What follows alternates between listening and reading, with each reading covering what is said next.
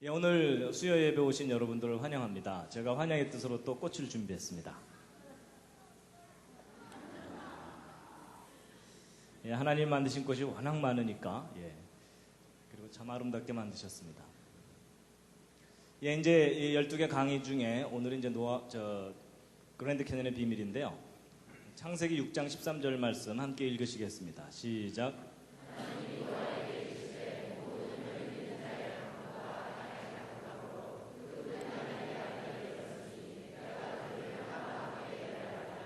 예, 하나님께서 이 세상을 심판하셨는데 사람들만 심판한 것이 아니고 땅과 함께 멸하리라 하셨습니다.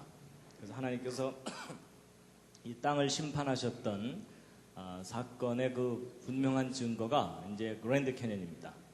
대홍수의 거대한 기념물이 바로 이 그랜드 캐년인데, 이 그랜드 캐년이 왜 대홍수의 증거물인지를 오늘 이제 자세하게 설명을 드릴 것입니다. 지난번 노아홍수 이야기할 때 그 전 세계가 완전히 물로 뒤덮였을 때 그때 지구를 휩쓸고 도는 물들이 거대한 퇴적 현상을 일으키게 되는데, 이제 그것이 그랜드 캐년도 그 중에 이제 하나다라고 말씀을 드렸었습니다. 이 그랜드 캐년은 이제 미국 아리조나주 북부에 있는 거대한 계곡입니다. 미국 지도하고 우리나라 지도를 비교해 보면 크기가 너무 차이 나죠. 그래서 이 미국을 우리 땅으로 만드는 방법을 생각해냈습니다. 그게 뭐냐면 가능한 한 많이 낳아서 이민을 많이 보내는 겁니다. 그리고 이민 가서도 많이 낳게 하는 겁니다. 그럼 언젠간 이게 우리 땅이 될 거라고 생각이 됩니다. 여러분, 이제 그 노아홍수 때 잠깐 보여드렸던 표입니다. 성경 전체 역사 표인데요. 지금 현재로부터 대략 4,300여 년 전에 전 세계적인 대홍수가 있었고, 홍수 이전 세상을 우리가 잃어버리고 살고 있고, 홍수 이후 역사를 이제 우리가 다시 살고 있는 겁니다. 그래서 우리는 첫 번째 세상을 잃어버리고 살고 있습니다. 그래서 그 홍수는 맨 처음에 비가 내린 것만 40일이었고 지구 전체가 물에 잠겼던 기간이 150일이라고 말씀을 드렸었습니다. 그리고 그 물이 빠지는데 또 150일이 걸리고 땅이 마르고 굳는데 2달 정도 걸려서 대홍수 전체 기간은 365일이다라는 걸 말씀드렸습니다. 그리고 이제 노아가 방주에 들어가 있던 날짜 수는 371일이었죠. 근데 이제 적어도 5달 동안 지구 전체가 완전히 물에 잠겨 있게 되면 이 물이 가만히 덮고만 있는 게 아니라 이 태양과 달이 양쪽에서 물을 잡아당기니까 물은 양쪽으로 나와 있는데 지구는 하루에 한 바퀴씩 돌아야 되니까 상대적으로 이 물이 지구를 휩쓸고 돌게 된다, 이런 말씀을 드렸습니다. 그럼 이 지구를 휩쓸고 도는 그 거대한 물이 모든 산들을 다 허물어뜨려다가 깊고 넓은 곳을 만나면 그 흙들을 쫙 쌓아놓게 되는데, 이런 일들이 적어도 5달 동안 계속 반복됐다라고 봐야 됩니다. 그러면 1년이라는 짧은 기간 내에 엄청난 양의 퇴적 현상이 일어나게 되는데, 바로 이런 일이 있었다는 강력한 증거가 이제 그랜드 캐년입니다. 여기에 쌓여있는 이 흙들이 바로 대홍수 때 이제 쌓인 겁니다. 그래서 가보시면 이제 무지개떡처럼 이렇게 흙들이 쌓여 있습니다. 그래서 곳곳에 이런 절벽이 있고 이 위에서부터 이 밑에까지 떨어지는데도 한참 걸린다 그랬죠. 회개할 충분한 시간이 있다고 말씀을 드렸었습니다. 그랜드 캐년의 길이는 대략 한 450km 정도 됩니다. 근데 이제 이 그랜드 캐년 보통 일반적으로 설명할 때는 다 진화론으로만 설명을 합니다. 학생들도 학교에서 그렇게 배울 수밖에 없는데, 진화론의 그 고생대 기간 한 3억 년 동안 이 퇴적층이 형성됐고 이것이 깎여나가는 데는 한 7천만 년쯤 걸렸다. 하여튼 적어도 뭐 수억 년 걸려서 이 그랜드 캐년이 만들어졌다라고 학교에서 설명을 듣게 되는데, 이것이 사실이 아니다라는 것을 오늘 말씀드리는 겁니다. 그랜드 캐년 가보신 분들도 있겠지만 안 가보신 분들을 위해서 그랜드 캐년 구경을 좀 하겠습니다. 이제 일단 구경하기 전에요, 성경 말씀 한 곳을 관련된 말씀을 보실 텐데요. 여호수아 4장 6절에 있는 말씀인데 함께 한번 읽으시겠습니다. 시작.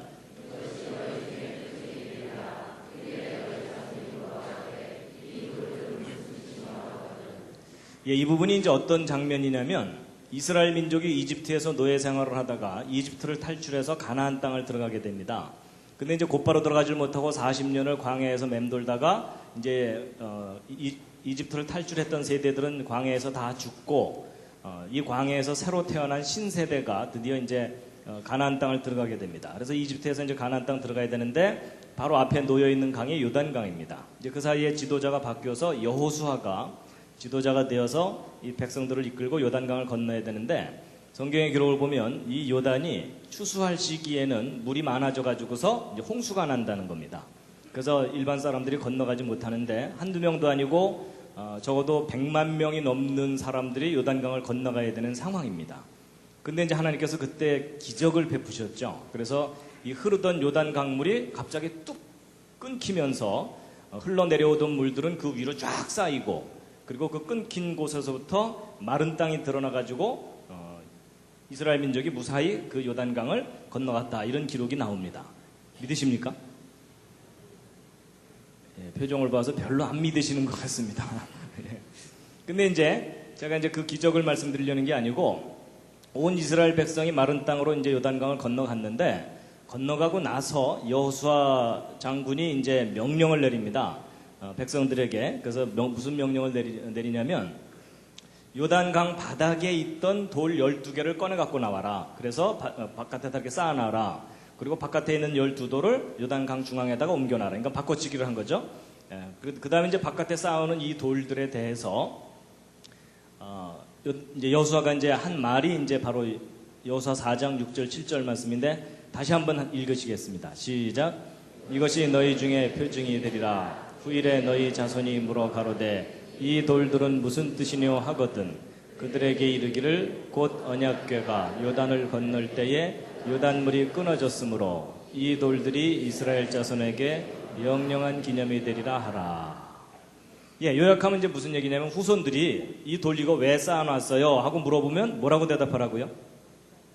그때 우리가 힘이 좀 남았단다, 이러면 이게 아니고, 하나님이 기적을 베푸신, 그러니까 하나님이 하신 일에 대한 증거다라고 가르쳐 주라는 얘기입니다.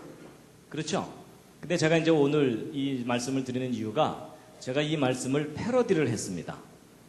그래서 이제 다음 말씀은 성경 말씀이 아니고요, 제가 인용한 말씀입니다. 예. 함께 한번 읽으시겠습니다. 시작. 후일에 너희 자손이 물어 가로되 이 큰 계곡은 무슨 뜻이뇨 하거든 뭐라고 대답하셔야 된다고요? 예, 이게 노아 홍수의 증거란다라고 대답을 해주셔야 된다는 거예요. 근데 문제는 이제 그러고 나서 알아들으면 괜찮은데, 근데 그게 왜 그래요? 하고도 따지잖아요. 그렇죠? 근데 그때는 뭐라고 대답하셔야 돼요? 예, 지금 이제 아무것도 모르시죠? 그렇죠? 그래서 오늘 제가 이제 알려드리려는 겁니다. 예, 자세하게 물어볼 때 왜 이게 노아의 홍수의 증거인지에 대해서. 그랜드 캐니언 이제 잠깐 보시겠습니다. 이 계곡이 길게 이렇게 쭉 뻗어 있는데요. 겨울이고요. 가을입니다. 아무래도 한번 가봐야 되겠죠? 예. 가기 전에 한번 둘러보시겠습니다. 어마어마한 계곡이 쫙 펼쳐져 있습니다. 정말 가면 감탄이 나올 수밖에 없는. 그리고 이제 곳곳에 이런 퇴적층들이 쌓여 있고요. 이 그랜드 캐니언은 요 윗부분이 해발 높이가 2,600m입니다. 그러니까 백두산 정도 높이 되는 고원지대입니다. 거기에 이제 깊은 계곡이 푹 파여 있죠. 그리고 이제 이 그랜드 캐니언의 길이는 한 450km 정도 되기 때문에 우리나라 지도하고 비교해 놓으면 남한만한 크기의 계곡입니다. 어마어마합니다. 그래서 이제 보시면 여기 사람 여기 보이십니까? 예. 그리고 절벽이 이렇게 있고 또 요 밑에 계곡 밑으로 내려가는 길이 이렇게 있고요. 예. 그래서 여기서 아무리 소리쳐봤자 저쪽에서 들리지도 않습니다. 예, 멋있죠? 나중에 구경 가셨을 때 기념사진 찍을 장소 미리 알려드리는 겁니다. 근데 여기서 사진 찍을 때 좀 더 뒤로, 좀 더 뒤로 이러시면 안 됩니다.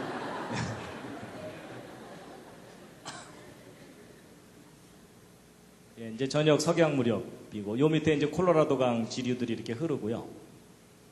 예, 참 뭐 신비한 모습들을 보여주는 곳이고요. 예, 남자분들은 가면 래프팅을 한번 꼭 하시기 바랍니다. 그리고 이제 폭포들도 있고 옛날 요새터도 있고, 예, 그리고 이제 북쪽에는 이 포엘 호수라는 큰 호수가 이렇게 있습니다. 무슨 케이크 조각 같은 이런 퇴적층들도 있고요. 멋있죠? 예, 하여튼 단체로 가시다가 말 안 듣는 분들은 중간에 내려놓고 가시면 됩니다. 근데 여행 다니다 보면 꼭 뭐 약속 시간에 늦게 나오고 이런 분들은 여기다 다 묶어놓고 오면 됩니다.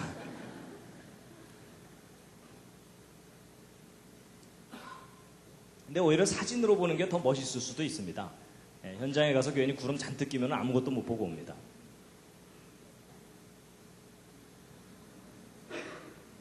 참 신기하죠. 근데 여기는 이제 그랜드 캐년이 아니고 이 그랜드 캐년에서 좀 북쪽으로 떨어져 있는 브라이스 캐년이라고 하는 곳입니다. 근데 침식 지형이 아주 기가 막히게 만물상처럼 발달해 있고요. 이런 기둥 하나하나가 꽤 큽니다. 이런 것들이 꽤 커가지고 이런 기둥들 밑으로 지금 여기 사람 말 타고 내려가는 거 보이십니까? 개미떼처럼. 그리고 이건 좀 남성적인 계곡인데 이것은 이제 시온 계곡이라고 자이언 캐년이라고 하는 곳인데 성악 연습하려면 이런 데 가서 해야 되겠죠? 그래서 이제 그랜드 캐년, 자이언 캐년, 브라이스 캐년 이렇게 이제 계곡들이 아주 멋있게 있습니다. 그리고 이제 계곡 아래로 내려가는 길들도 있어가지고요. 이제 보통 이게 걸어서 내려갔다 오기도 하고 돈 좀 있는 분들은 말 타고 내려갔다 오고 돈 좀 더 있는 분들은 비행기 타고 왔다 갔다 하고 그럽니다.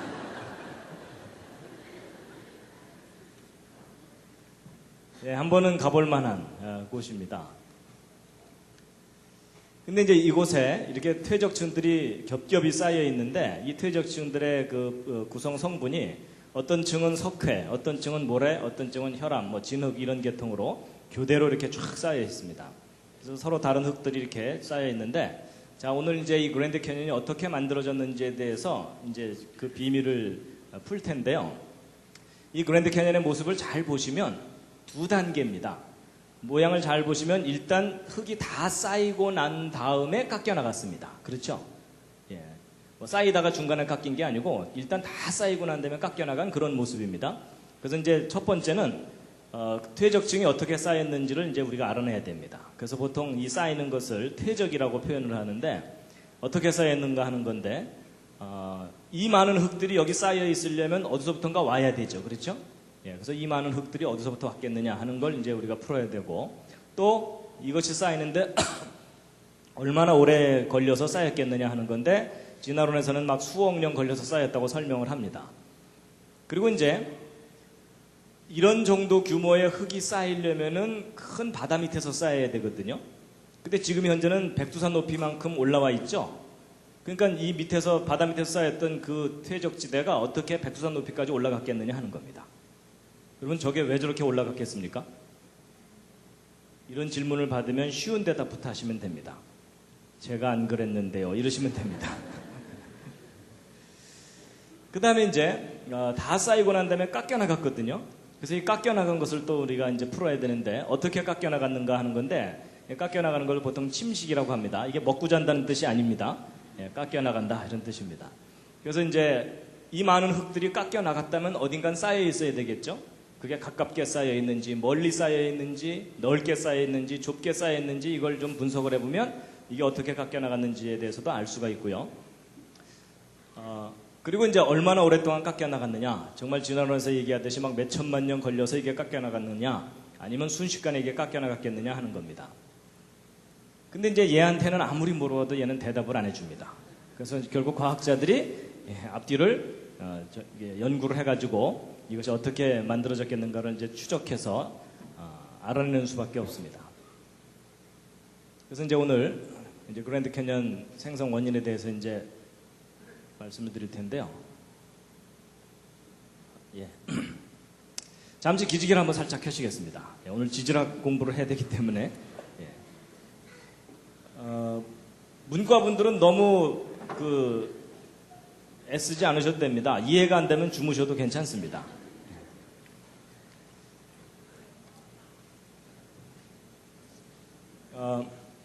지금 현재 지구상에 있는 이런 수많은 지질학적인 지형물들이 어떻게 만들어졌겠느냐 하는 것에 대해서 크게 두 가지 이론이 있습니다. 하나가 이제 동일과정 이론이고 하나가 격변론이라는 겁니다. 동일과정 이론을 영어로 쓰면 이렇게 깁니다. 시험 안 봅니다. 예. 그리고 이제 격변론 이렇게 있는데 이제 동일과정 이론은 뭐냐면 아주 쉽습니다. 오늘날 비바람에 의해서 산이 깎여나가고 그 깎여나간 흙이나 이런 것들이 강이나 이런 것들에 의해서 실려 내려와 가지고 호수나 바다 밑바닥에 쌓이게 되죠. 이런 일이 과거나 지금이나 미래나 계속돼 왔을 거다라고 보는 관점입니다. 그래서 세워라 내워라 하면서 이 그랜드 캐니언의 퇴적층들이 쌓였을 거다라고 보는 시각인데, 그래서 그랜드 캐니언의 퇴적층들은 오랜 세월 동안 한 층 쌓이고 또 한 층 쌓이고 이런 식으로 계속 쌓여 올라갔다라고 보는 겁니다. 그래서 이 동일 과정 이론은 주로 시간이라는 관점으로 해석하는 겁니다. 그래서 이렇게 많이 쌓이려면 무지 오랜 세월이 걸렸겠구나 이렇게 이제 보는 관점이고요. 그 반대로 격변론은 뭐냐면 성경 창세기에 기록되는 노아의 홍수와 같은 사건으로 설명하는 겁니다. 그래서 이 그랜드 캐니언의 이 퇴적층들은 오랜 세월 동안 서서히 쌓인 게 아니라 대홍수 기간 내에 아주 빠르게 쌓인 거다라고 보는 건데, 예를 들어 이 그랜드 캐니언의 퇴적층이 어떻게 쌓였다고 보냐면, 아마 이제 다음 장면이 좀 생소하실 텐데요. 이 그랜드 캐니언 퇴적층이 지구를 휩쓸고 도는 물들에 의해서 순식간에 한 층, 두 층, 세 층 이렇게 쌓였다는 겁니다. 이런 장면은 좀 생소하시죠? 그죠? 예, 그래서 이제 격변론은 사건으로 설명을 하는 겁니다. 그래서 이제 전 세계를, 전 지구를 뒤덮었던 대홍수 때 이 그랜드 캐니언 퇴적층들이 쌓인 거다라고 보는 관점인데요. 자, 이 그랜드 캐니언이 어떻게 만들어졌는지에 대해서 비밀을 풀려면 관찰을 잘해야 됩니다. 과학적 연구의 제일 첫 번째 단계가 관찰이거든요. 그래서 관찰을 정확하게 하면 비밀을 풀 수가 있습니다. 이 그랜드 캐니언의 퇴적층이 어떻게 쌓여있는지 관찰을 해보면 뚜렷한 세 가지 특징이 있습니다. 첫 번째 특징은 뭐냐면 퇴적층이 아주 넓은 범위에 걸쳐서 쌓여 있다는 겁니다. 그리고 두 번째 특징은 뭐냐면 퇴적층 사이의 경계면이 아주 뚜렷하다는 겁니다. 그래서 예를 들면 여기 어두운 부분과 밝은 부분의 경계가 아주 뚜렷하죠. 예, 서서히 변해가지 않고 갑자기 변했어요. 색깔이. 그래서 뚜렷한 경계가 특징이고, 또 세 번째 특징은 뭐냐면 퇴적층들이 아주 평평하게 쌓여 있다는 겁니다. 울퉁불퉁하게 쌓이질 않고. 그러면 이렇게 광범위하고 뚜렷한 경계를 가진 평평한 퇴적층이 형성된 원인이 있겠죠. 이제 그 원인을 우리가 추적해야 되는데, 일단 이 그랜드 캐니언이 있는 지역이 이 부분이거든요. 그러니까 이렇게 넓은 지역에 퇴적층이 쌓이려면 이게 호수나 강 정도 규모가 아니라 큰 바다 밑바닥에서 퇴적층이 형성됐다라고 봐야 됩니다. 그러니까 첫 번째 질문에 대해서는 아주 쉽습니다. 대답이. 근데 이제 두 번째가 이제 뭐냐면, 두 번째는 이 뚜렷한 경계인데요. 어느 정도나 뚜렷하면, 아까는 멀리서 본 사진이지만 이번엔 좀 가까이 가서 보시면요. 이 모래층하고 진흙층하고 경계가 이렇게까지 깨끗하게 경계가 이루어져 있습니다. 마치 칼로 두부를 잘라놓은 것처럼.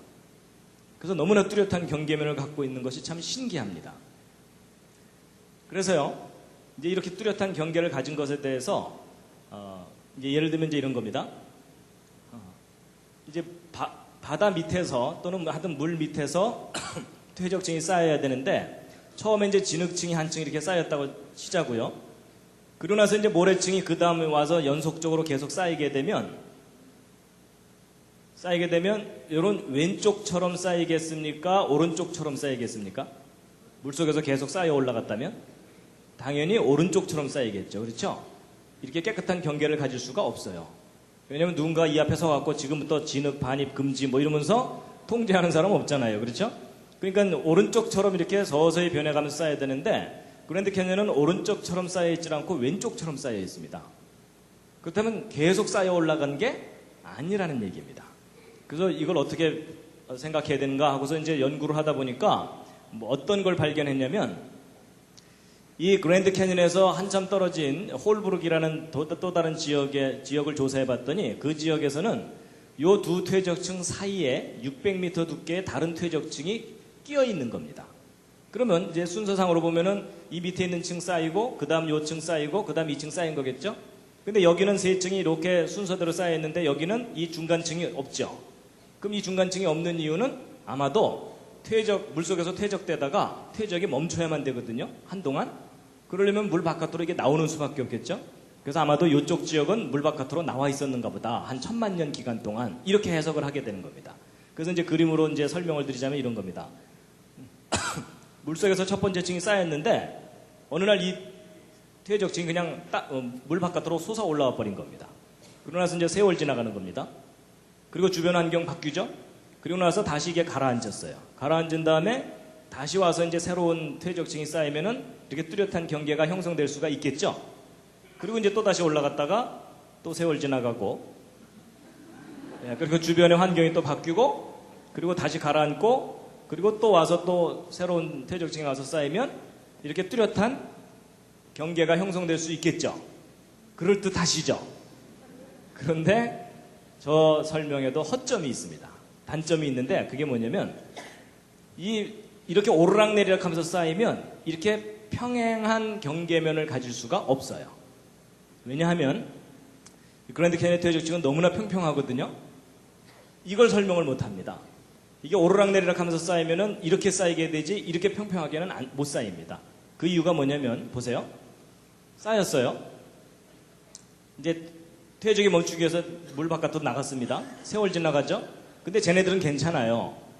노출되어 있는 동안 얘네들이 문제입니다. 그렇죠?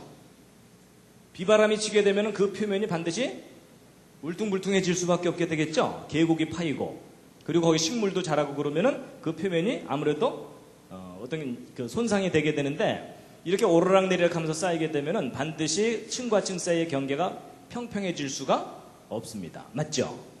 그런데 희한하게도 그랜드 캐니언은 너무나 평평하게 쫙 쌓여 있는 거예요. 그러니까 이게 오르락내리락 하면서 쌓였다는 것도 설명이 안 돼요. 여기까지 이해가 되시죠? 예. 그러면 어떻게 이 그랜드 캐니언은 뚜렷하고 평행한 경계면을 갖고 쌓였느냐, 이제 이걸 풀어야 되는데 오랫동안 저것의 원인을 몰랐었어요. 그러다가 얼마 전부터 이 과학자들이 이 부분을 연구하던 과학자들이 단서를 발견하기 시작했어요. 그 첫 번째 단서가 뭐냐면 첫 번째 단서가 물이 흐르면서 퇴적됐다는 단서를 발견한 거예요. 이 퇴적층들이 쌓일 때 물이 흐르면서 쌓인 거라는 거예요. 그 단서가 뭐냐면 이 그랜드 캐니언의 퇴적층 중에 석회암 퇴적층이 있거든요. 레드 라임스톤이라고 하는. 근데 이 석회암 퇴적층 속에서 여러분 그 오징어 중에 갑오징어 있죠. 갑오징어는 속에 뼈 같은 거 들어있잖아요. 그러니까 오징어 뼈 화석 같은 것들이 그 석회암 퇴적층에서 발견됐는데 이 오징어 뼈 화석이 이렇게 보시면은 여기는 좁고 여기는 넓거든요. 근데 얘네들이 희한하게도 퇴적층 속에서 제멋대로 방향을 갖고 있질 않고 이 왼쪽처럼 비교적 어느 한쪽 방향으로 정렬이 돼서 화석으로 들어있어요. 그럼 쟤네들이 혹시 죽기 전에 반상회를 했을까요? 우리는 죽을 때 항상 머리를 그쪽으로 두는 거야 뭐 이러면서 그럴 리가 없잖아요. 그럼 쟤네들이 저렇게 머리를 한쪽으로 이렇게 두고 한쪽 방향으로 정렬이 돼서 대충 발견된다는 얘기는 뭔가 저렇게 정렬이 되도록 외부에서 힘이 가해진 거잖아요. 그렇죠? 그러니까 사람들이 그때 뭐 돌려놓을 수도 없고 그렇다면 아마도 이렇게 물이 흘렀기 때문에 쟤네들이 방향을 틀은 게 아니냐 이렇게 보는 거예요. 그래서 예를 들면 이제 이렇게 놓여있던 것도 물이 이쪽으로 좀 세게 흐르면 물의 힘 때문에 이렇게 방향이 돌아가게 되죠. 그러면 이 그랜드 캐니언 퇴적층이 물이 흐르면서 쌓인 퇴적층이구나 라는 것을 알게 됐어요. 자, 그 다음에 이제 그 물이 어느 정도 규모로 흘렀겠느냐 하는 건데 보세요. 어마어마한 규모로 물이 흐른 거예요. 그래서 이 대경류에 의해서 퇴적된 건데 여러분 이것은 그랜드 캐니언의 퇴적층 중에 한 단면인데요. 여기 빨간 옷을 입은 사람 보이시죠? 근데 지금 여기 돌멩이 큰 거 보이시죠? 바위 직경 5m 무게 200톤짜리 바위인데 이 바위가 원래 이 자리에 있던 바위가 아니고 휩쓸려 와서 쌓인 바위예요. 그럼 여러분 이렇게 큰 바위가 휩쓸려 올 정도면 어느 정도 물이 흘렀어야 되는지 짐작해 가시죠. 그래서 이게 이제 그랜드 캐니언의 제일 아랫부분 퇴적층 속에서 발견된 건데요. 이런 것들이 집채만한 돌이에요. 자, 보세요. 물이 이렇게 오른쪽으로 흘러갈 때 어떤 돌멩이를 움직이려면 상당히 빠른 물이 흘러야 됩니다. 그래서 이 돌을 이렇게 움직이게 되는데 근데 이거보다 더 큰 돌을 움직이려면 더 센 물이 필요해요. 맞죠? 그런데 이따만한 돌이 움직이려면 이따만한 물이 흘러야 됩니다. 너무 이해가 쉬우시죠? 그렇죠? 그러니까 과학자들이 바보가 아닌 이상 저렇게 큰 돌이 움직이려면 어느 정도 파괴력이 있는 물이 흘러야 되는지 알잖아요. 그렇죠?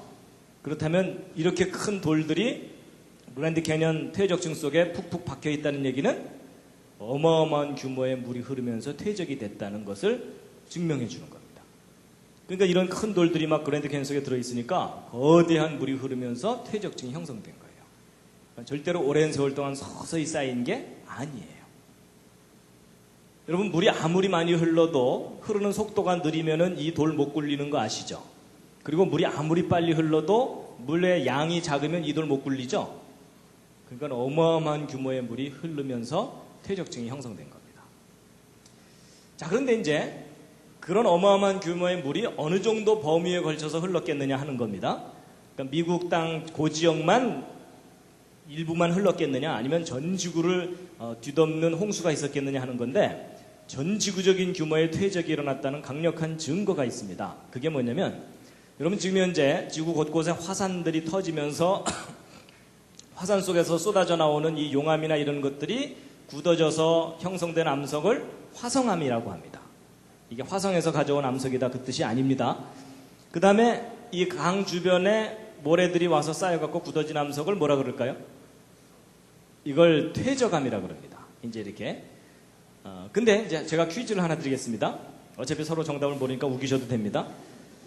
여러분 지금 현재 지구 전체 통계를 내보면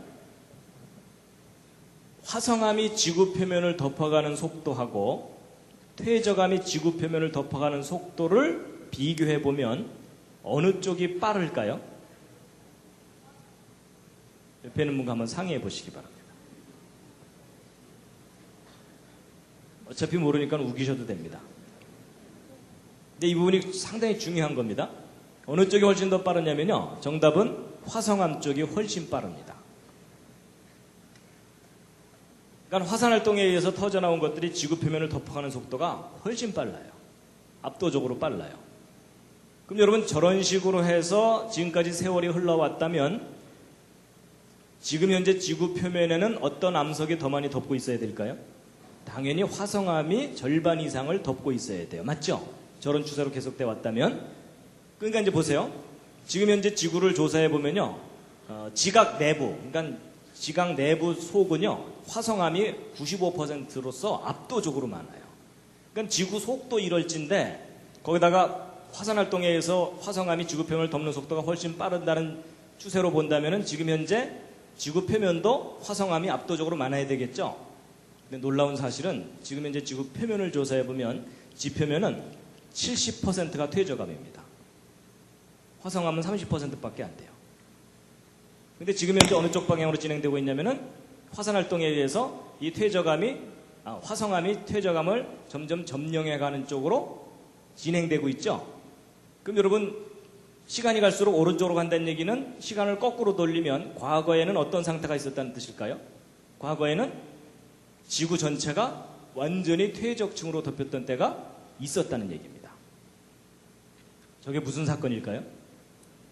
저게 바로 노아의 홍수 사건입니다.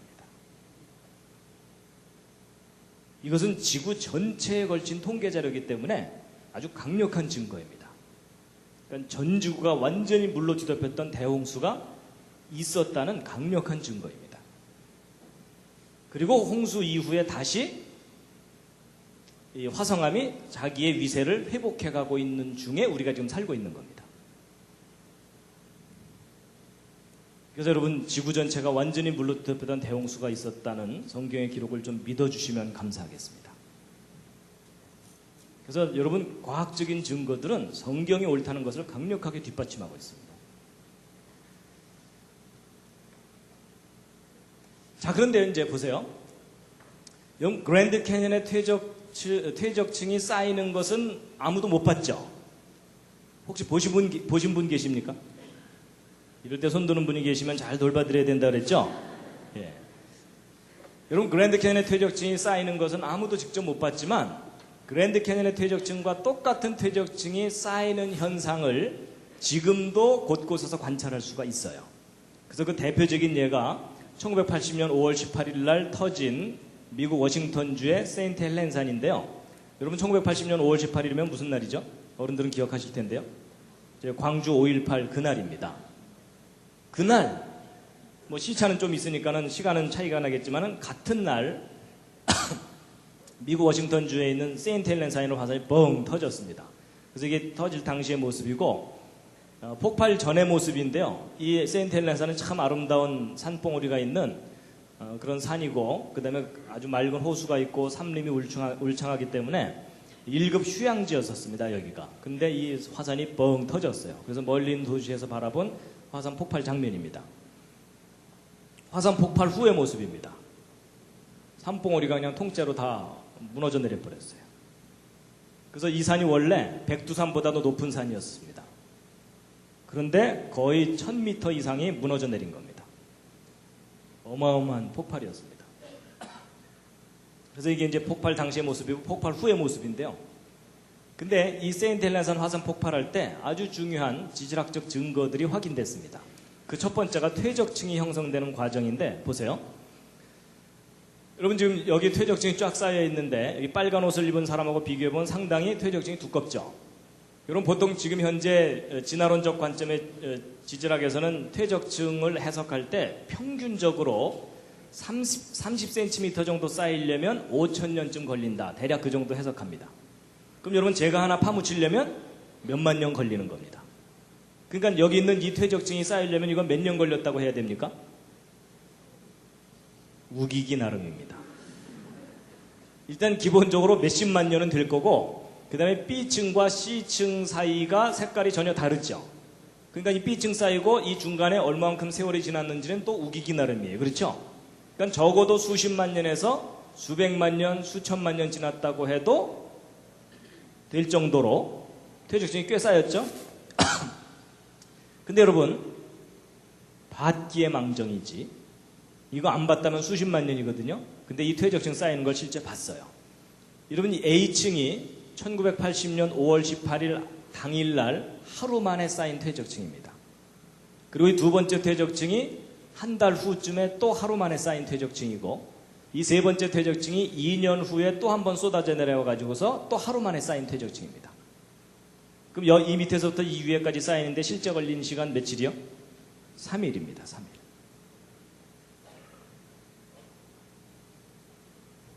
여러분, 대개 그 뭐 보고 온 사람하고 안 보고 온 사람하고 둘이 싸우면 누가 이깁니까? 대개 안 보고 온 사람들이 이기죠? 근데 여러분, 누가 이기느냐가 중요한 게 아니라 어느 게 사실이냐가 중요합니다. 맞죠? 이건 안 보면 수십만 년인데 받기의 망정이지. 그렇죠? 3일이에요. 3일. 여러분, 퇴적층이 얼마나 빠르게 형성되는지를 실제 본 건데요. 근데 이제 여러분 중에 또 머리가 빨리 돌아가시는 분들은 무슨 생각을 하냐면, 야, 이게 뭐 왕창 쌓인 것하고 오랜 세월 동안 서서히 쌓인 것하고는 모양새가 다르지 않겠느냐. 아무래도 왕창 쌓이면은 막 뒤섞여서 쌓일 테니까 그 속에 아무런 무늬가 없을 거고, 오랜 세월 동안 겹겹이 쌓이면은 층층이 무슨 세월의 흔적이 있을 거다. 그런 생각 드시죠? 근데 여러분, 특히 두 번째 퇴적층 보세요.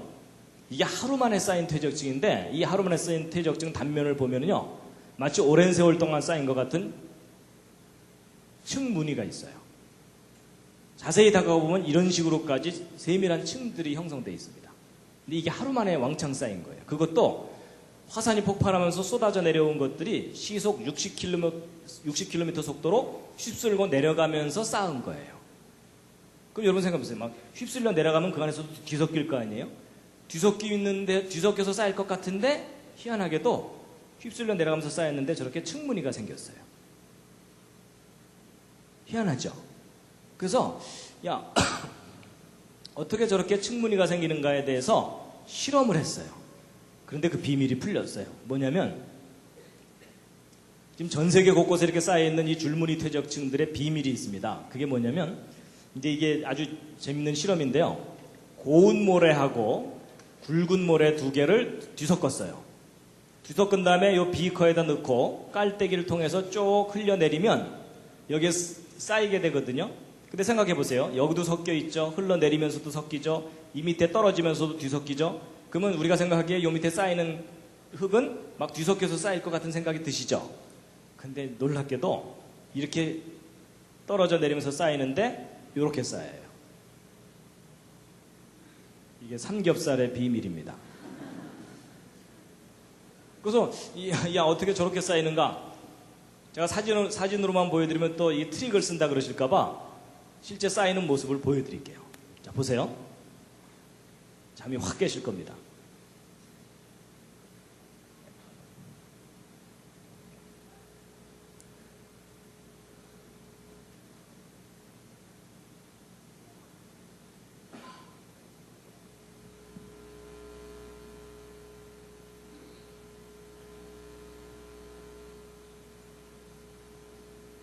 신기하죠?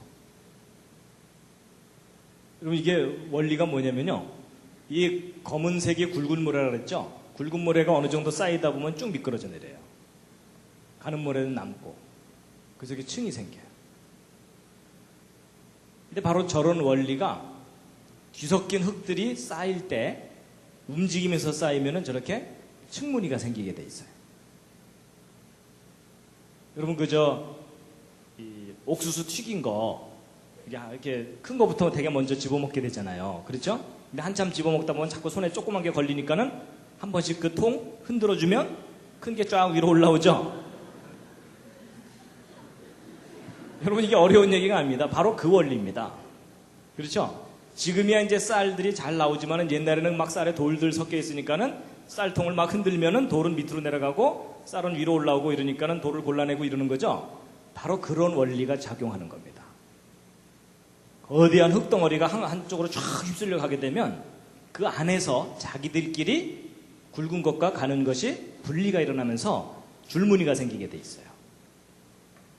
그러니까 자기들끼리 막 흘러가면서 야야 줄 서 이러면서 쫙 이렇게 층분위가 생기게 돼 있습니다.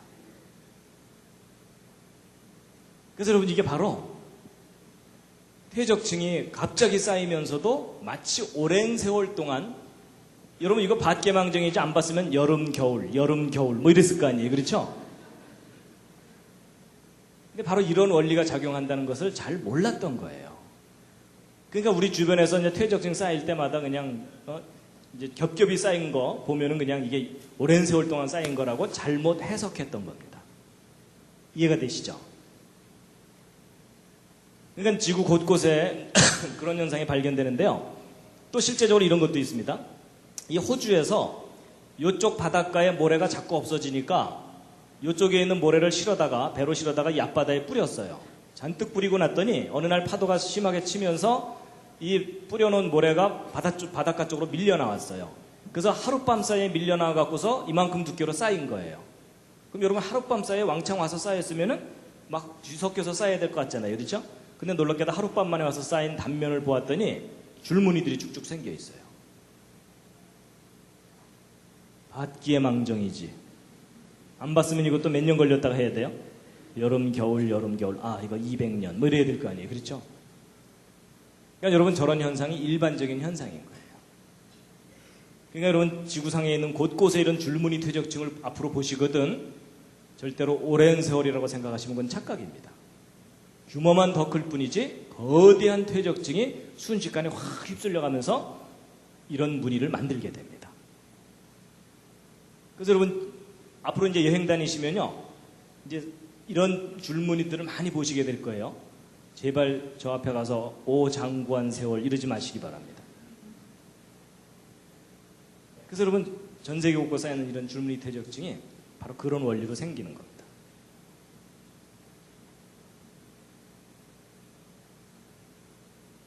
자, 잠시 기지개 한번 쫙 켜시고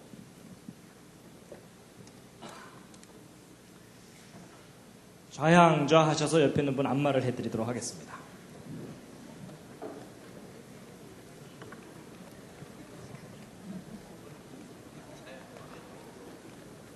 늘 그렇듯이 옆에 앉은 분이 오케이 할 때까지입니다.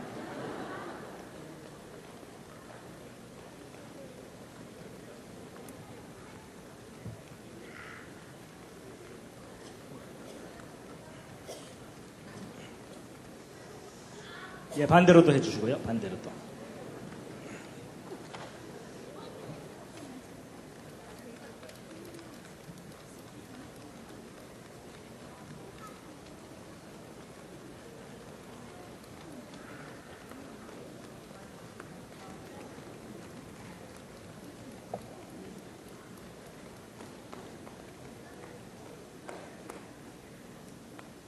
예.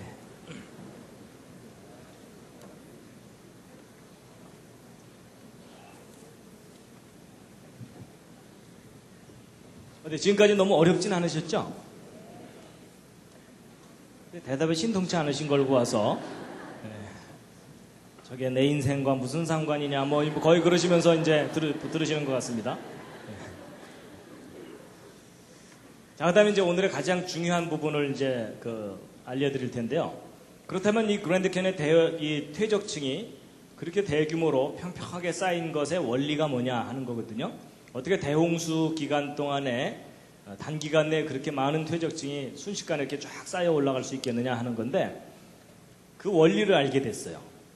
바로 이제 이 콜로라도 대학의 이분 피에르 줄리앙이라는 이분이 이제 퇴적층이 어떻게 만들어지는지 연구하는 분 중에 한 분인데 이제 거기 가면 이렇게 퇴적층이 형성되는 것을 모델 실험을 할 수 있는 장치들이 이렇게 있습니다. 그래서 이제 퇴적 실험을 했는데요. 원리가 이런 겁니다. 이분이 제일 중요합니다. 대홍수 때 어떻게 퇴적층이 그랜드 캐니언의 퇴적층이 어떻게 형성됐겠느냐 하는 건데, 여러분, 이제 대홍수가 일어나면 막 산들이 허물어지고 그런 것들이 이제 지구를 빙빙 도는 물들에 의해서 이렇게 휩쓸려 가게 되거든요. 그럼 이게 흙탕물이 이렇게 휩쓸려 가게 되면 이 밑바닥에는 퇴적층이 일정한 두께로 쫙 쌓여가게 되어 있습니다. 그래서 퇴적층이 어떤 모양으로 가냐면 이런 식으로 갑니다. 이런 식으로 한 층, 또 한 층 이렇게 쌓이는 거예요. 근데 이렇게 쌓이는 원리가 뭐냐면요. 잘 보세요. 물이 이렇게 흘러가는데 여기보다는 여기가 좀 더 깊죠. 좀 더 깊으면 좀 더 느리게 흐르게 되죠. 그러니까 흙들을 여기까지 이렇게 싣고 오다가 여기서 속도가 갑자기 늦어지니까 어떻게 되겠어요? 이 앞에다가 흙들을 쌓아놓게 됩니다. 그러니까 흙은 계속 실려와서 이 앞에 쌓이니까 그 퇴적층이 옆으로 저렇게 쭉쭉 자라게 돼 있습니다. 바로 저런 원리로 전 지구를 휩쓸고 도는 물들이 지구를 빙빙 돌면서 한 층, 또 한 층, 또 한 층 이렇게 퇴적층을 쌓아놓게 됩니다. 그러면 이런 식으로 쌓이게 되면 층과 층 사이의 경계가 뚜렷하게 되죠. 그리고 평평하게 쌓이게 됩니다. 그럼 아까 그랜드 캐니언에서 대해서 풀지 못했던 것을 다 풀 수 있는 바로 그런 설명입니다. 근데 이제 제가 이렇게만 설명드리면 이제 우긴다 그러실까봐 실제로 저렇게 쌓이는 장면을 보여드리겠습니다. 잘 보세요. 이제 모의 실험을 한 건데요. 오른쪽으로 흘러가게 되는데 여기 잘 보시면 퇴적층이 오른쪽으로 점점점 이동하고 있죠. 일정 두께의 퇴적층이. 그렇죠? 그럼 이 물이 하루 종일 흐르게 되면은 이 퇴적층은 하루 종일 앞으로 갑니다. 그럼 일정 두께의 퇴적층이 뭐 몇 킬로미터, 몇십 킬로미터도 쫙 쌓이게 돼요. 참 신기하죠? 저럴 줄 모르셨죠? 대홍수가 일어나면 저런 현상이 반드시 나타납니다.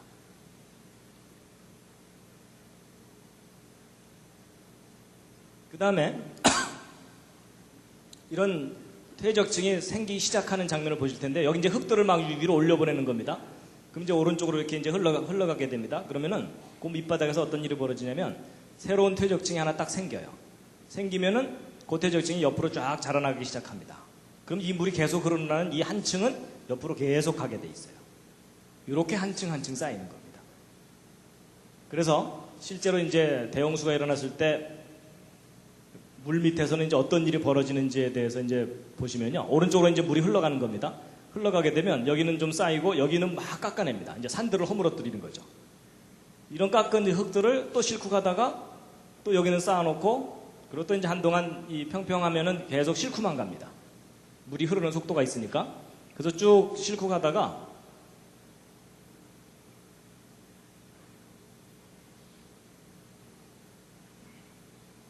여기는 이제 쌓습니다. 한 층을. 그리고 이제 여기는 점점점 얕아지니까는 조금씩 깎아냅니다. 어떤 부분은 깎아내고 어떤 부분은 쌓고 뭐 이런 일들이 벌어지는 겁니다. 그래서 여기는 또 쌓고 여기는 또 막 깎아내고. 그러니까 대홍수 때 물 속에서 어떤 일이 벌어지는지 대충 이제 상상이 가시죠. 그러니까 거대한 산들을 허물어뜨려다가 그걸 쫙 싣고 가다가 평평한 곳을 만나면 거기다 쫙 한 층을 쌓아놓고 또 쌓아놓고. 그러니까 쌓이는 곳은 계속 쌓이게 돼 있습니다.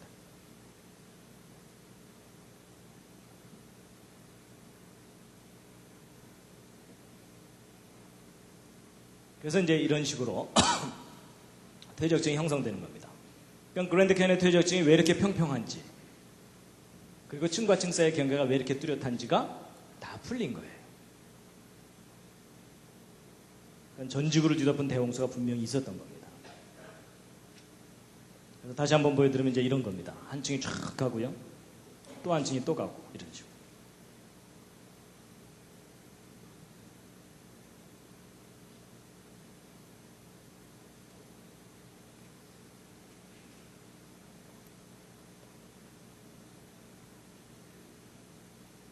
이제 설명을 듣고 나니까는 그렇게 보이죠? 이제 세뇌당하신 겁니다.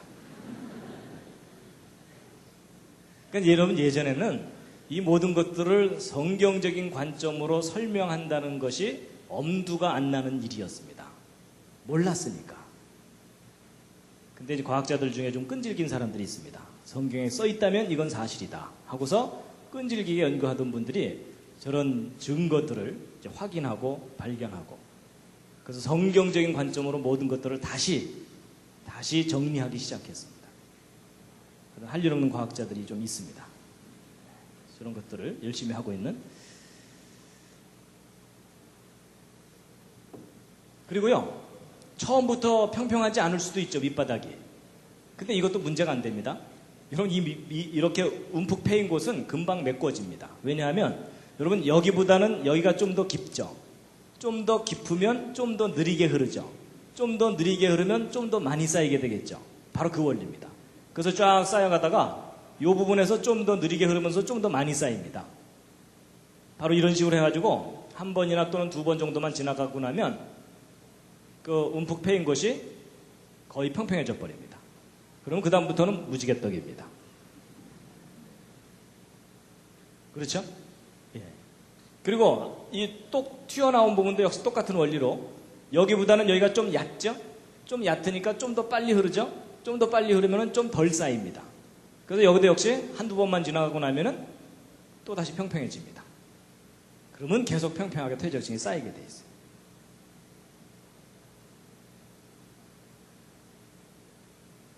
백문이 불여일견이죠. 여러분 제가 이거를 이렇게 그림으로 설명드리지 않고 말로만 하면요, 여러분 20분만 지나면 다 혼수 상태입니다. 그렇죠?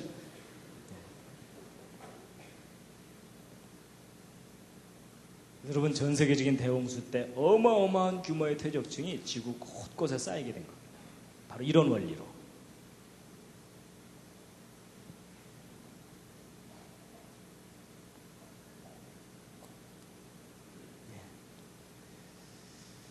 그 다음에 이제 가장 중요한 메인 테마는 말씀을 드린 거고요. 이제 제일 중요한 주제는 말씀드렸고, 지금부터 이제 보너스인데요. 어떤 게 있냐면, 여러분 안 믿어지시겠지만, 천지 창조 때 퇴적된 퇴적층도 발견했어요. 이건 또 무슨 황당한 얘기냐? 여러분 보세요.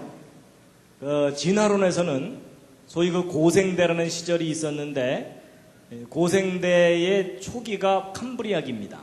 그리고 이제 이 고생대 초기 캄브리아기 밑에는 선캄브리아기라 그래서 캄브리아기 이전 시대다라고 하거든요. 그래서 이제 캄브리아기 이후로 뭐 이런 이제 그 세밀하게 이렇게 길을 나눠놨는데, 이 선캄브리아기와 캄브리아기의 경계가 있어요. 근데 이 경계가 이제 아주 중요한 의미를 갖고 있습니다.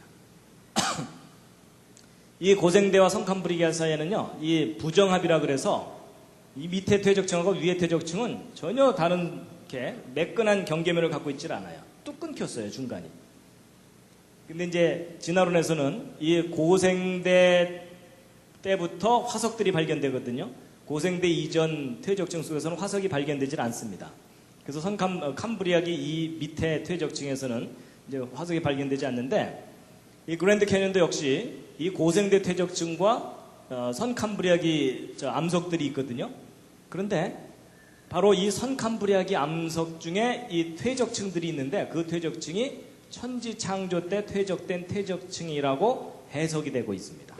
왜냐하면 바로 이제 그랜드 캐년의 주 퇴적층 밑에 깔려 있는 이 퇴적층인데요. 창세기 1장을 읽어보면 하나님께서 6일 동안 천지 창조하셨다고 돼 있죠. 근데 지난번 노아홍수 이야기할 때 제가 궁창 위의 물과 궁창 아래의 물에 대해서는 비교적 좀 설명을 드렸었습니다. 그렇죠? 근데 창조 셋째 날 하신 일이 뭐냐면 성경 창세기를 보면은 맨 처음에 지구가 완전히 물로 덮여 있었거든요. 그런데 물로 덮여 있던 지구가 물 바깥으로 이제 육지가 대륙이 솟아 올라온 겁니다. 그러면 지구를 덮고 있던 물이 바다 쪽으로 물러가면서 대륙이 솟아 올라오게 되겠죠. 그럼 거대한 물이 대륙을 덮고 있다가 바다 쪽으로 밀려가게 되면은 그냥 밀려가지 않고 이 대륙에 있는 흙들을 많이 실어서 바다 밑에 쌓아놓게 되겠죠. 그러면 천지창조 셋째 날 땅이 드러날 때 퇴적층이 형성되게 되어 있습니다. 맞죠? 물론 이제 하나님께서 다 퍼올리실 수도 있지만 특별히 그렇게 하지 않는 이상은 퇴적층이 형성되게 되어 있습니다. 그러다가 이제 셋째 날 퇴적층이 형성되고 나서 그 이후로 이제 안정되게 있다가 대홍수 때 전 지구에 또 퇴적층이 형성되게 되겠죠. 자, 그럼 이제 퀴즈를 하나 푸셔야 됩니다. 뭐냐면 대홍수 때 퇴적되는 퇴적층과 창조 셋째 날 형성되는 퇴적층 사이에는 큰 차이가 하나 있습니다. 무슨 차이가 있을까요? 옆에 있는 분과 한번 상의해 보시기 바랍니다. 이 창조된 순서를 잘 보시면 거기에 힌트가 있습니다. 어디에는 뭐가 있고 어디에는 뭐가 없습니다. 뭘까요? 화석이요, 화석. 왜냐하면 창조 순서를 잘 보시면 식물이 창조된 것이 셋째 날이기는 한데 그것도 땅이 솟아올라오고 난 다음에 창조되거든요. 그렇죠? 그러니까 이때 퇴적층이 형성될 때는 생명체가 있습니까? 없습니까? 없어요. 그렇죠? 그러니까 이때 형성되는 퇴적층 속에는 화석이 들어있을 리가 없습니다. 근데 대홍수 때 퇴적된 퇴적층 속에는 화석이 잔뜩 들어있겠죠? 근데 참 신기한 게 뭐냐면 이 그랜드 캐년 퇴적층 중에 고생대 퇴적층이라고 소위 진화론에서 분류하는 퇴적층 속에는 화석들이 잔뜩 발견되거든요. 근데 그 바로 밑에 있는 이 퇴적층 속에서는 화석이 하나도 발견되지 않습니다. 그래서 이 진화론을 주장하는 학자들한테는 저게 미스테리예요. 왜냐하면 여기서는 화석이 하나도 없다가 요 바로 위에 퇴적층에서 화석들이 다다다다닥 하고 와그락을 발견되거든요. 그래서 진화론을 연구하는 사람들한테는 야, 진화가 안 일어나다가 여기서부터 갑자기 진화가 일어났구나. 그래가지고 저걸 갖다가 캄브리아기 대폭발 이론, 폭발적으로 진화가 일어났다. 이렇게 설명을 하는 겁니다. 잘 돌봐줘야 되겠죠?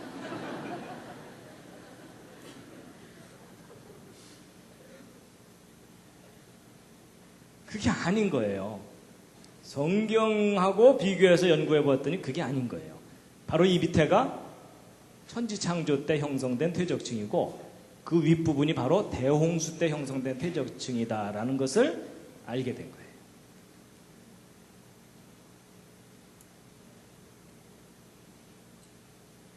그래서 이제 지금 그랜드 캐년에 대해서 이제 거의 이제 윤곽이 드러나게 됐습니다. 그동안 이제 미국 지질학, 미국 창조론, 미국 창조과학회에서 이 그랜드 캐년을 집중적으로 지질학적 관점으로 연구를 했는데 그 결과 이제 대략 어떻게 보고 있냐면 이 그랜드 캐년의 주 퇴적층이 홍수 전반부, 그러니까 150일 동안 지구 전체가 완전히 물에 잠겨 있을 때 형성된 퇴적층이라고 보고 있고 그 밑에 깔려있는 퇴적층이 바로 이제 천지창조 때 퇴적된 퇴적층이 홍수 초기에 왕창 깎이고 그 후에 다시 이제 퇴적층이 쌓인 거라고 보고 있고요. 그 다음에 이제 자이언 캐년 이쪽에 요 퇴적층을 홍수 후반부 퇴적층이라고 보고 있고, 그다음에 브라이스 캐년이 있는 이쪽 퇴적층이 홍수 이후 퇴적층이라고 보고 있습니다. 그래서 이 그랜드 캐년을 포함하는 이 지역은 홍수 이후까지도 계속 바다 밑에 잠겨서 계속 퇴적이 일어났던 곳이라고 보고 있고요. 그 다음에 이제 지금 현재 미국 대륙이 솟아 올라왔잖아요. 그럼 물속에 들어있던 대륙이 솟아 올라오려면 물이 점점점 얕아지면서 그 위를 흐르는 물의 속도가 빨라지죠. 그러면 거기에 쌓였던 퇴적층이 솟아 올라오는 도중에 많이 깎여나가게 되겠죠. 그래서 요 부분이 이게 미국 대륙이 솟아 올라올 때 깎여나갔던 것이라고 보고 있습니다. 그럼 이제 그랜드 캐년의 이 계곡은 그럼 그때 솟아 올라올 때 깎인 거냐? 아닙니다. 이 그랜드 캐년의 계곡은 홍수 이후에 깎인 거라고 보고 있습니다. 대륙이 다 솟아 올라오고 난 다음에. 그래서 그건 좀 이따 이제 말씀드릴 거고요.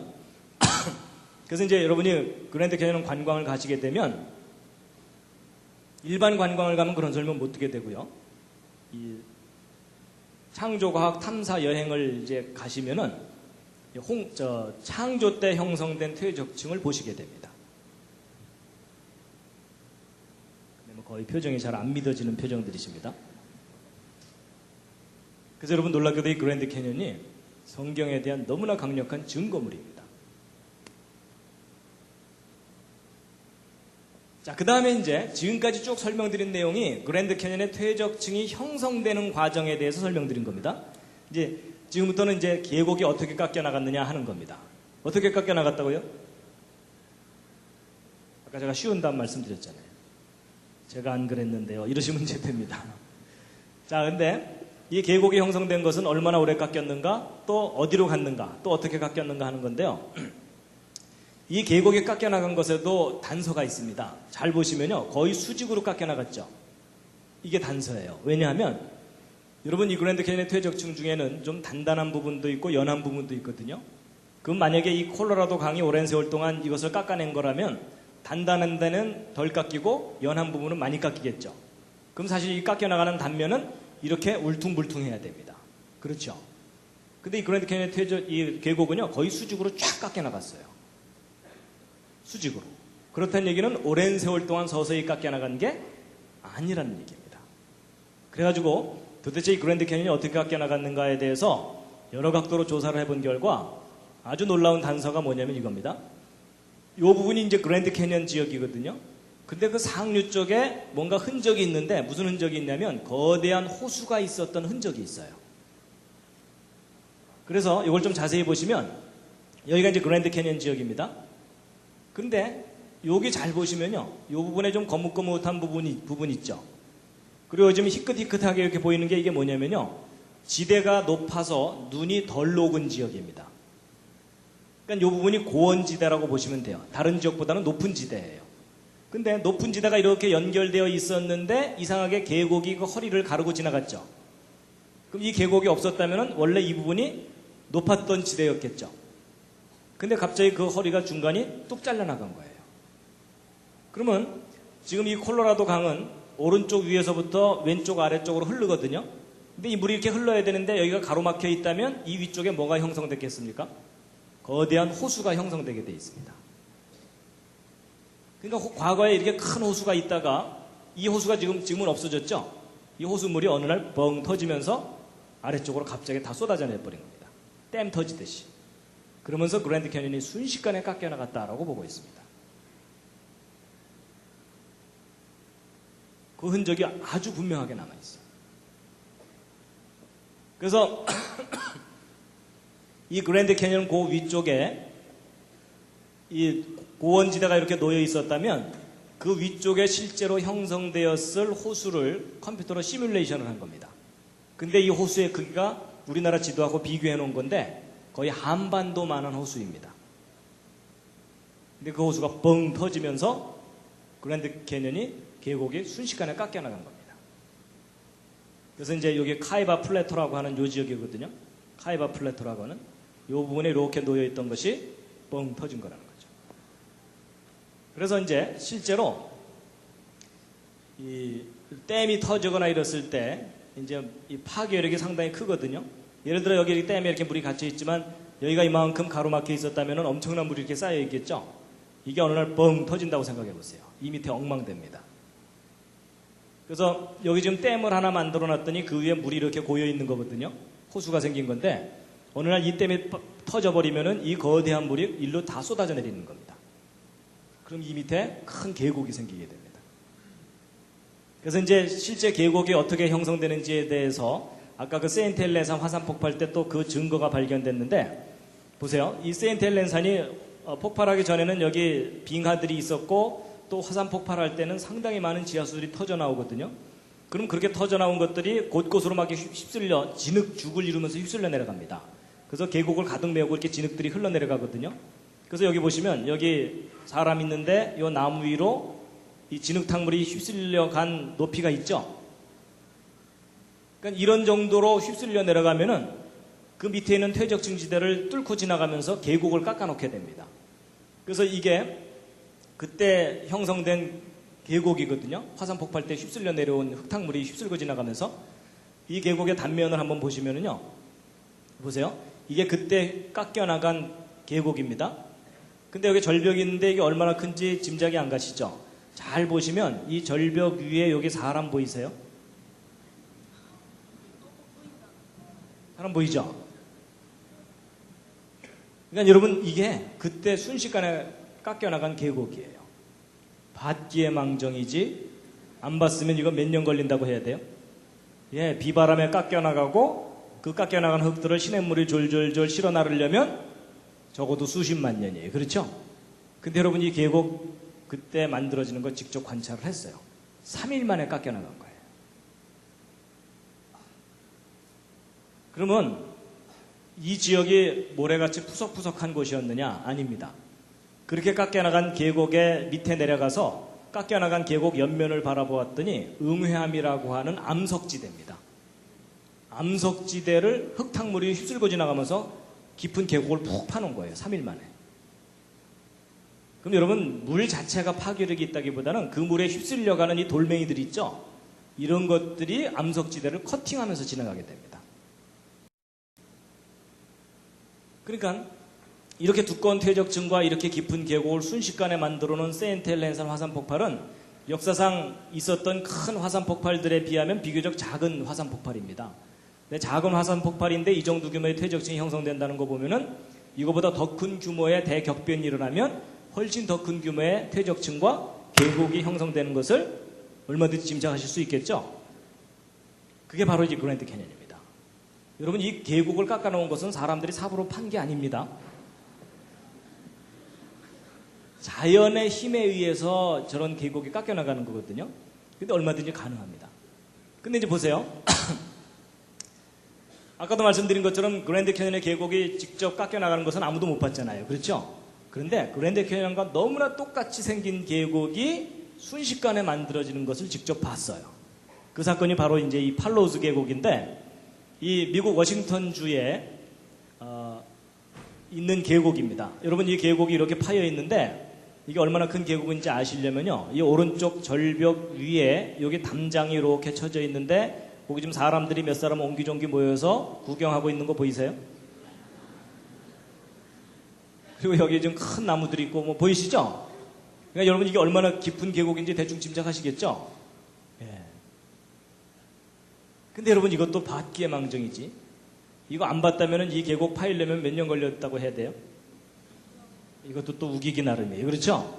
근데 여러분 이 계곡 파이는 걸 실제 봤는데 이 계곡 상류 쪽에 미졸라 호수라는 큰 호수가 있었습니다. 근데 그 호수가 이 빙하 같은 것들에 의해서 이렇게 좀 막혀 있었어요, 물이. 그러다가 여기가 뻥 터져버렸어요. 그래갖고 이 엄청난 양의 물들이 한꺼번에 휩쓸려 내려와가지고 조금 전에 이 계곡을 순식간에 깎아놓은 겁니다. 근데 저런 계곡에 깎이는 원리가 뭐냐면요, 이런 겁니다. 호수물이 뻥 터져서 이제 흐르잖아요? 그러면 평평한 곳을 흐르더라도 어떤 일이 벌어지냐면 평평한 곳을 쫙 흐르다가 어느 한쪽에 살짝 패이죠? 그럼 그 패인 쪽이 좀 더 깊죠? 좀 더 깊으니까 그쪽으로 물이 더 많이 흐르죠? 더 많이 흐르면 더 많이 패이죠? 그러니까 한번 패이기 시작한 곳은 계속 집중적으로 패이게 돼 있습니다. 이해가 되시죠? 이게 소위 그 까니마 똑까 전법입니다. 어른들은 이해하실 겁니다. 그렇죠? 바로 그 원리에 의해서 이게 순식간에 그 호수물이 뻥 터지면서 지나가면서 이 계곡을 순식간에 파놓는 겁니다. 근데 여러분 이 팔로즈 계곡이 이렇게 이 계곡 만들어진 거 직접 다 확인을 한 거거든요. 근데 여러분 이건 그랜드 캐니언이에요. 그랜드 캐니언. 근데 모양새가 너무나 비슷하죠. 그렇죠? 이거보다 스케일이 좀 더 클 뿐이에요. 그렇죠? 더 큰 호수가 터지면 더 큰 계곡이 생길 수 있다는 얘기예요. 그러니까 제가 이론적으로만 말씀드린 게 아니고 실제 일어났던 일까지 다 증거로 함께 말씀드리니까 훨씬 이해가 되시죠? 그래서 이제 댐이 댐이나 이런 게 붕괴할 때는요, 넘치면서 터지는 경우가 있고, 그 다음에 밑으로 쫄쫄쫄 새다가 뻥 터지는 경우가 있습니다. 넘치면서 터지는 건 왜 그러냐면요, 골고루 넘치면 얘가 낮아지기만 하거든요. 근데 이렇게 넘치다 보면 어느 한쪽에 살짝 패이면 글로 집중적으로 물이 흐르죠. 그러면서 댐이 뻥 터져버리는 겁니다. 그래서 이게 1976년에 미국의 태튼 댐이 붕괴되는 장면이고요. 또 다른 댐도 이렇게 갑자기 빵 하고 터지고, 그 다음에 이제 이 쫄쫄쫄 새다가 터지는 경우의 한 예가 이건데요. 이 그랜드 캐년 상류 쪽에 글렌 캐년 댐이라는 댐이 있는데, 여기 지금 물줄기 4개가 보이는 건 이건 발전용 댐입니다. 발전용 수로예요. 그래서 이제 발전하는 건데, 근데 이것만 만들어 놓으면 안 되고, 이 물이 갑자기 불어나면 이 물을 갑자기 빼내야 되잖아요. 그러기 위해서 이제 비상용 수로로 물을 더 많이 빼냅니다. 그러다가 이제 1983년에 이 댐이 무너질 뻔한 적이 있어요. 물이 불어나가지고 비상용 수로를 열었거든요. 근데 열자마자 출구 부분이 무너진 거예요, 이게. 그래서 저 수문을 조금만 늦게 닫았으면 저 댐 무너지는 거였어요. 그럼 보통 공학자들이 이런 거 설계할 때 최대 압력의 3배를 견딜 정도로 설계해서 만들거든요, 대개는. 그렇게 튼튼하게 만든 수로가 저렇게 무너져 버리는 거예요. 그러니까 물의 파괴력이 얼마나 큰지 알 수 있습니다. 그래서 이제 이게 무슨 말씀을 드리려는 거냐면, 이 그랜드 캐년 요 윗부분에 과거에 여기 높은 고원지대가 있어서 그 위에 물이 잔뜩 있었을 텐데, 이게 물이 많아져서 넘쳤든 또는 밑으로 쫄쫄쫄해서 뻥 터졌든 어느 순간 뻥 터진 거라는 거예요. 그러면서 이 가로막혀 있던 이 부분이 왕창 무너지면서 이 거대한 물이 휩쓸고 지나가면서 이 흙들을, 이 계곡을 순식간에 깎아놓은 거다라는 겁니다. 수천만 년 세월이 아니고.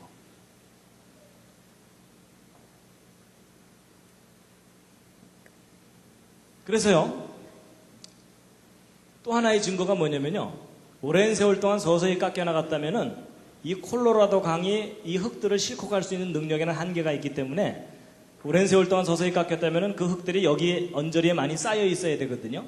근데 희한하게도 이 그랜드 캐니언에서 깎여나간 흙들은요, 이 콜로라도 강 유역에서는 거의 발견되질 않아요. 엄청난 양의 흙이 깎여나갔는데도. 무슨 얘기냐면 이 위에 있는 호수가 뻥 터지면서 태평양까지 그대로 직행으로 그냥 싣고 가버린 거예요.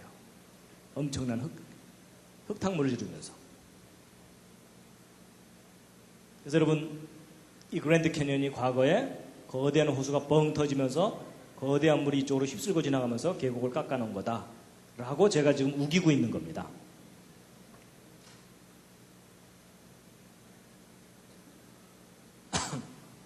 그래서 이제 2단계로 호필 레이크라는 레이크가 먼저 뻥 터지고, 그 다음에 캐니언즈 랜드 레이크라고 하는 호수가 그 다음에 2차로 뻥 터지면서 거대한 계곡이 형성된 거다라고 보고 있습니다.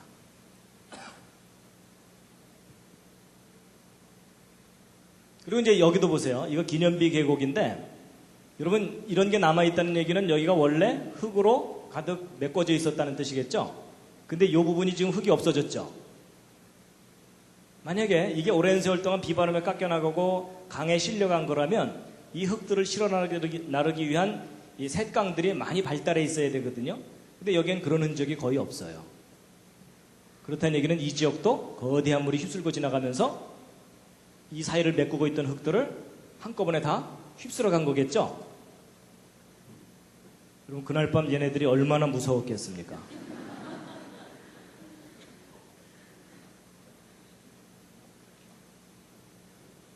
그래서 이게 다 대격변의 증거물들입니다. 오랜 세월의 증거가 아니고.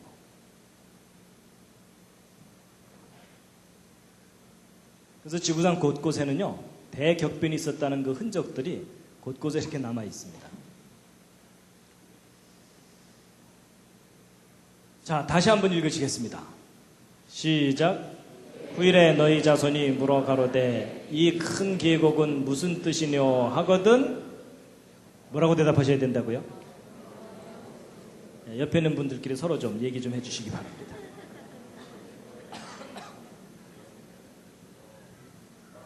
얘야, 그때 내가 졸았단다 이러시면 안 된다는 겁니다.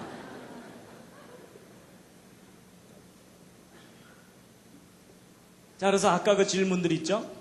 여러분, 이 그랜드 캐니언에 쌓여있는 이 엄청난 퇴적층들 다 어디서 온 걸까요? 어디서 온 거죠? 전 지구를 휩쓸었던 대홍수 때 산들이 허물어지면서 쌓인 거라는 겁니다. 그리고 얼마나 오랫동안 쌓였다고요? 3억 년? 그게 아니라 대홍수 기간 동안에. 그렇죠? 그리고 이 거대한 이 흙들은 어떻게 솟아 올라왔죠? 퇴적층이. 이것은 아까 언뜻 설명을 드렸는데 대홍수 이후에 미국 대륙 부분이 솟아 올라온 겁니다. 한쪽에 가라앉고. 그리고 이 그랜드 캐니언 계곡 이거 어떻게 깎여 나갔다고요?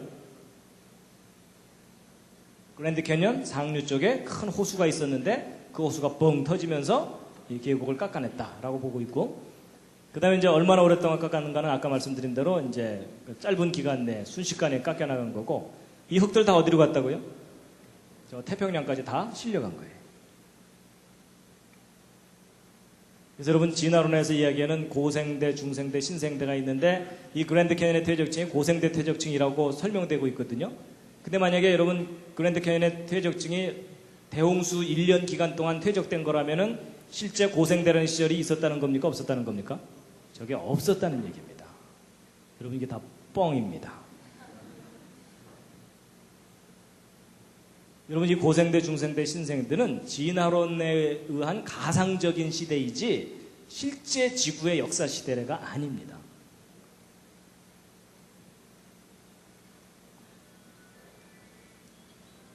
예, 베드로서 3장에 말씀이 있는데 함께 읽으시겠습니다. 시작. 이로 말미암아 그때 세상은 물의 넘침으로 멸망하였으되 이제 하늘과 땅은 그 동일한 말씀으로 불사르기 위하여 간수하신 바 되어 경건치 아니한 사람들의 심판과 멸망의 날까지 보존하여 두신 것이니라. 여러분 하나님께서 물로 심판하셨었는데 이제 마지막 심판은 불의 심판이라고 말씀하십니다. 근데 여러분 이 대홍수 사건이 실제 역사 속에 있었다면 마지막 불의 심판도 우리가 역사적으로 겪게 됩니다.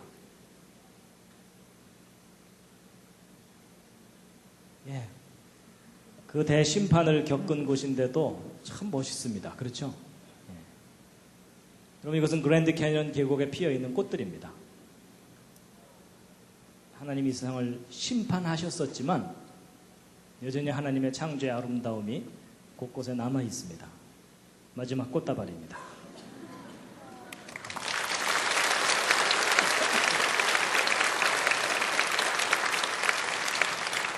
예, 이 시간 잠깐 기도했으면 좋겠습니다. 한 가지 기도입니다. 뭐냐면 지금 세상의 학교에서는 진화론만 가르치기 때문에 많은 사람들이 이 진화론 교육으로 인해서 성경을 믿지 못합니다. 여러분 이 진화론 교과서를 바꾸어 주십사고 하나님께 함께 기도했으면 좋겠습니다. 함께 잠깐 기도하신 후에 마치도록 하겠습니다.